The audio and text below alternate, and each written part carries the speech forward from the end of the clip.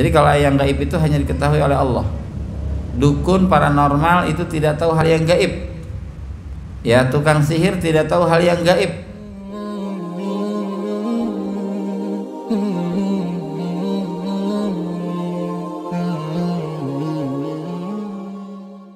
Allah punya nama Al-Alim, artinya yang maha mengetahui. Nah, itu menunjukkan bahwa Allah punya sifat al-ilmu. Allah punya sifat ilmu, pengetahuan. Bukan sekedar namanya alim kemudian tanpa ilmu. Ya, alim berarti menunjukkan Allah mempunyai ilmu pengetahuan. Ya, bahkan dalam firman-Nya Allah Azza wa Jalla, ya berfirman, ilmuha inda rabbi fi kitab. Ilmunya itu ada di sisi Rabbku di dalam Alkitab. La yadhillu rabbi wa la yansa. Rabbku tidak tersesat dan juga tidak akan pernah lupa. Wa indahu mafatihul ghaibi la ya'lamuha illahu. Dan di sisi Allah ada kunci-kunci yang gaib yang tidak diketahui kecuali oleh Dia. Jadi kalau yang gaib itu hanya diketahui oleh Allah. Dukun paranormal itu tidak tahu hal yang gaib. Ya, tukang sihir tidak tahu hal yang gaib. Kalau ada orang mengklaim dirinya tahu hal yang gaib, maka bohong.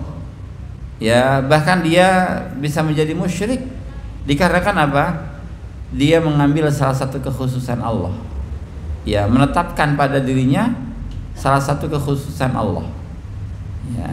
Jadi kalau Allah wa indahu mafatihul ghaibi la ya'lamuha illahu. Di sisinya ada kunci-kunci gaib yang tidak diketahui kecuali oleh dirinya sendiri. Apa itu gaib? Gaib itu sesuatu yang ada tetapi tidak di hadapan kita, itu gaib. Ya, isi yang terjadi di rumah kita sekarang itu gaib. Karena kita ada di masjid, jauh dari rumah. Ya. Surga dan neraka gaib. Ada tapi kita tidak melihatnya. Malaikat, jin itu gaib. Ada tapi kita tidak melihatnya. Nabi Muhammad SAW saat ini gaib. Ada, ya, pernah diutus tapi kita tidak pernah sezaman dengannya, tidak pernah melihatnya. Ya, dan orang beriman diwajibkan mengimani hal-hal yang gaib yang bersumber dari Allah dan Rasulnya.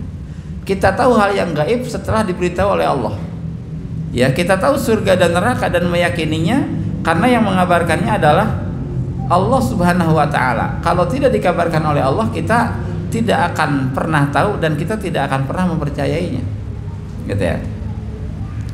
Wa ya'lamu ma fil barri wal bahri. Bahkan Allah mengetahui hal yang ada di daratan dan apa yang ada di lautan. Di kegelapan lautan terdalam itu ada makhluk apa saja, itu Allah tahu. Ya, benda apa saja yang sudah terjatuh dari atas ke bawah, itu Allah tahu. Ya, yang ada di daratan, yang ada di lautan. Wa ma tasqutu min waraqatin illa ya'lamuha. Bahkan tidak ada satu daun yang jatuh pun kecuali Allah tahu.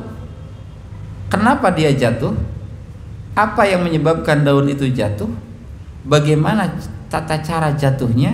Ya, apakah disebabkan oleh angin, ataukah tertendang oleh burung, ataukah karena apa? Gitu ya.